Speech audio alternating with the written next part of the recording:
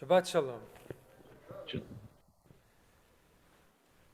Years ago, when Israel was having very shaky relations with Turkey, it was right after the flotilla incident, and Turkey was hosting Hamas regularly, and many Israelis I knew were not flying through Turkey as they were before.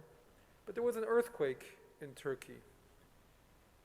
And Israel did what Israel does, and it offered to send support and aid and a plane full of provisions to help out.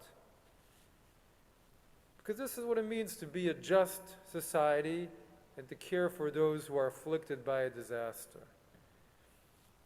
Israel also offered Iran the same aid when it had an earthquake a few years ago, but the aid was not accepted.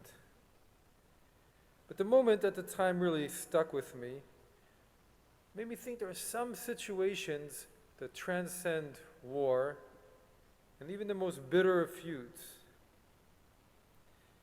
And as we find in our parsha this morning, Mishpatim, the first collection of laws that are brought down from Sinai to the Jewish people to create a just world and a just society. When you encounter your enemy's donkey or ox wandering, what do? You take it back to them.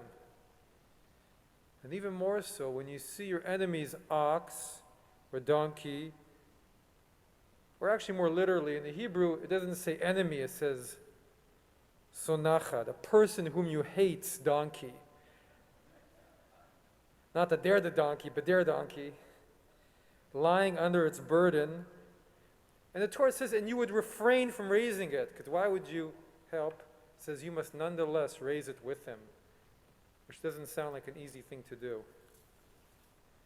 But you are to help him or her raise the donkey, despite how challenging it is, and even though you feel like refraining from raising it, you nonetheless do it. And that is what it means to be just, and to be a people of moral and ethics, and aspiring to holiness, to be Anshe Kodesh, to be people of holiness, as the Torah says in this parsha. And even though that help may not be accepted by one's enemy, but that doesn't matter. One does it out of a sense of our own aspirations, of our own sense of who we are and how we are going to live in this world. And who knows how long there'll be your sonacha, the person whom you hate. The Tur, who is a medieval commentator, adds in very strong terms. And he says, God was saying, don't you dare refrain from helping somebody or from helping an animal just because you don't like its owner.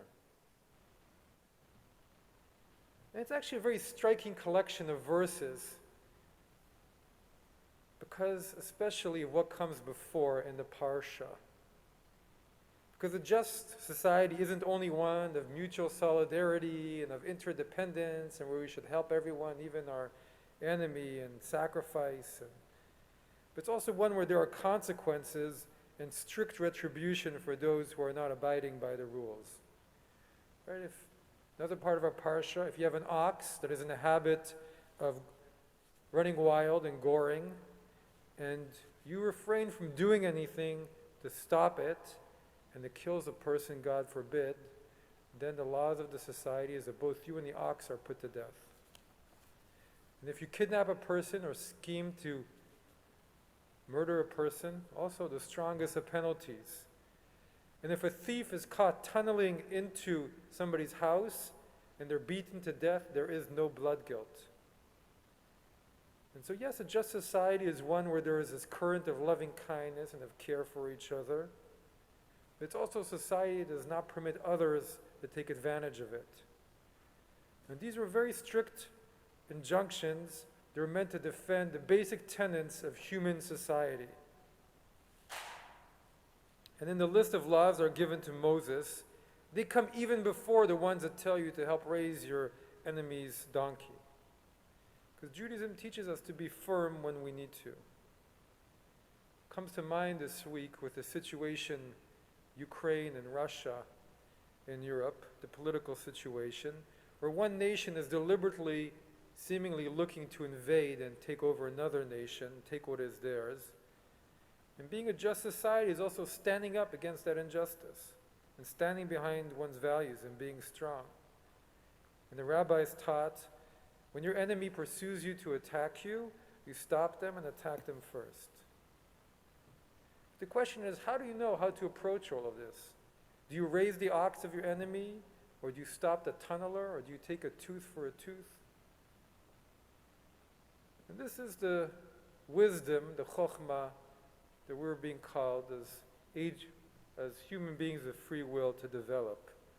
As the book of Ecclesiastes teaches, a season is set for everything, a time for every experience under heaven, a time for slaying and a time for healing, a time for loving and a time for hating, a time for war and a time for peace. Et milchama et shalom.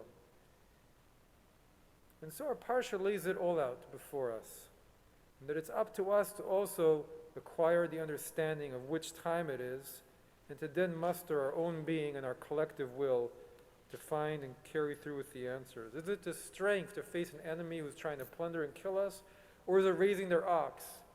And they also have to let you close to their ox for that to happen.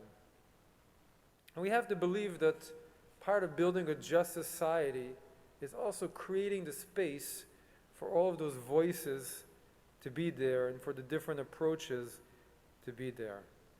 And that in a just and open society, there is the room and freedom to be able to navigate all the different demands and needs that come up for a society. As Kohelet says, time for tearing down, a time for building up, time for weeping, a time for laughing, a time for wailing, and a time for dancing. And then we also believe that there are also times in a just society that will open up also for celebration, and also to just simply be and have those times where society is going through a good patch. And the Mishpatim lays all of it out for us. As mentioned, all those powerful and challenging laws, they come to tell us that even though, yes, you heard God's very word at Sinai, it won't be long before people in your very own society will do what people do, and there will be theft, and there will be murder in your society. And at the same time, the events of Sinai also are there to push you to change your behavior so that you are exemplary in your moral and in your ethical considerations and showing compassion. And therefore, when you do see someone in trouble, even if it is your enemy or someone you hate, you make every effort to help them. But then at the very end of the parsha, the Torah tells us that Moses takes the elders, this is what we read this morning, Moses takes the elders and Aaron with him, and they go up to Sinai again. And then that's Exodus 24:9. Then Moses and Aaron, Nadav and Avihu, and the 70 of the elders went up to Mount Sinai, and they saw the God of Israel, and there was under his feet the like of a paved work of sapphire stone, and the like of the very heaven for clearness.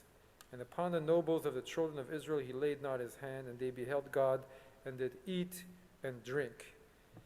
And the Torah is telling us that, right, as part of the mission of Israel, to be a just and moral nation, there will also be those times where we can have a meal with God, to celebrate the end of strife, to celebrate new beginnings, to just be and enjoy feasting physically and spiritually, because we've accomplished a little bit more of the difficult work that is before us in this world, the labor of bringing one more bit of divine justice and compassion to our broken world. And times where we can partake in the fruits of our labors and of the just society that we've labored as best we can to create, and to just enjoy soulful bliss and joy that is also our inheritance as human beings made in the divine image. But there is a time to remember that we are meant to be a holy nation, and our work in the world is a divine mission. But there is a time for uprooting, and a time for planting, and a time to sit down and enjoy a good meal with God. Master of the universe, grant us the wisdom to know the difference between them and to act in accordance with your eternal will. Shabbat Shalom.